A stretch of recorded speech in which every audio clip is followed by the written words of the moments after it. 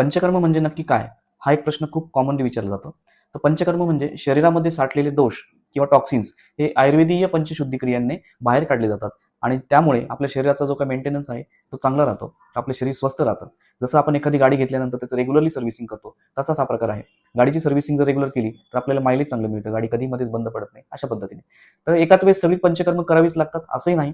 ते तुमचे तज्ञच ठरवतील, आयुर्वेदिक वैद्य.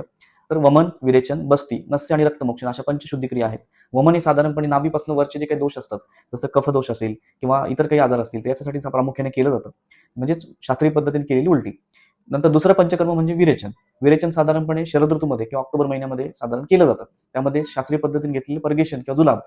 तर हे साधारणपणे नाभीपासून खालच्या आजारांसाठी किंवा पित्तदोषासाठी जनरली केलं जातं. तिसरं म्हणजे बस्ती. हा एक सर्वश्रेष्ठ प्रकार आहे. शीच्या जागेवाटीच औषधं आत सोडली जातात आणि साधारण हा सार्वदेहिक दोषांसाठी किंवा प्रामुख्याने वातदोषासाठी हा केला जातो. हे साधारण हा पावसाळ्यामध्ये किंवा वर्षा ऋतूमध्ये केला जातो. त्यानंतर नस्य नस्य म्हणजे नाकामध्ये औषधं सोडणं. इथून ऊर्ध्वजत्रुगत म्हणजे इथून वरच्या आजारांसाठी हा साधारणपणे केला जातो. रक्तमोक्षण हा जो काही पाचवा प्रकार आहे, हा देखील खूप श्रेष्ठ प्रकार आहे. शरीरामधील रक्तामध्ये जे काही दोष असतील त्याच्यासाठी हा केला जातो. हा पण प्रामुख्याने स्वस्थ व्यक्तींनी ऑक्टोबर महिन्यामध्ये करावा असं अपेक्षित असतं.